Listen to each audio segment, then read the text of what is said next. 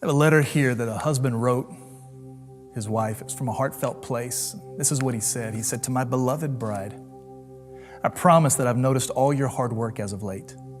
You certainly have proven yourself to be a very faithful and hardworking wife. I've seen how you work to keep our home spotless. Yes, it always looks like something right off the front page of a magazine. Every day the dinner table is prepared with the most incredible meals. You never cease to amaze me. Each dish is better than the last. You've also made sure to take excellent care of our children, raising them to be good kids. They've learned character and discipline from you. Your patience and perseverance is evident in each of them. Even more, you've truly forsaken all others and remained faithful to me alone. When other men have come around, you've chased them off and kept our marriage pure. In this regard, you have honored our vows. Yet, with all this, have you noticed that you don't love me like you once did? You've fallen out of love with me and you've lost that love that we once had when we first met. Do you remember? We didn't have anything back then. We only had each other and that was enough. Babe, I invite you to come back with me to that place, back to the moment we first locked eyes on one another and we knew we forever wanted to be with each other.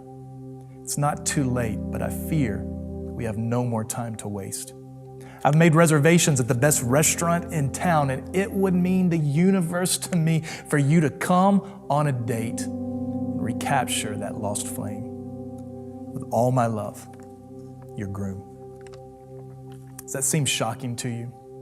I mean, you might say, "Brother, you have a wife who is taking excellent care of your home and your children. She's fully faithful to you in your marriage. She's doing everything well. What is there to complain about?" I think you know. You see, if a relationship was built and maintained simply on doing all the right things, then anyone with a good work ethic or a disciplined life should be able to excel in their love life. But that's not how it works, is it? You see, discipline does not lead to devotion. It never will. Oh, is discipline important? You better believe it, but only when it finds its proper place. You see, a relationship is not about doing, it's about being. It's about being with one another. It's about being together. It's only in the being that all the doing finds any meaning. And that's why this letter from this husband is the saddest and the scariest that I've ever read. And here's the deal. It was written to us. You find it in Revelation chapter 2, verse 2. It's Jesus' letter to the church at Ephesus. He said, "I know your works, your toil, and your patient endurance, how you cannot bear with those who are evil, and how you have tested those who call themselves apostles and are not, and have found them to be false. I know you are enduring patiently and bearing up for my name's sake. You have not grown weary. But I have this against you. You have abandoned the love you had at first. Remember, therefore, from where you have fallen, repent and do the first works.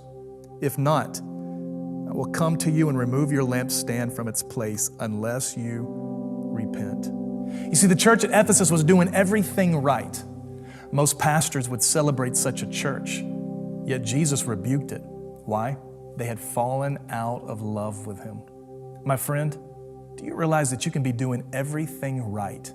You can go to church on a regular basis. You can give in the offering. You can even serve on a ministry team in your church. You can try to live a good life and be a good person. You can be very disciplined, a disciplined man or woman of God, yet not be devoted to Jesus. You might say, "But isn't this enough? Look at all that I'm doing for you." Yet Jesus says, yes, you've become quite skilled in all you're doing, but you've forgotten to simply be with me. None of this matters if you don't truly love me. When was the last time that you took time to be alone with Jesus and that was enough just to sit in his presence? When was the last time you woke up and you exclaimed, "Good morning, Jesus, I love you"? Do you find your mind constantly being caught up on Christ? Do you think about him as you lay your head down to sleep?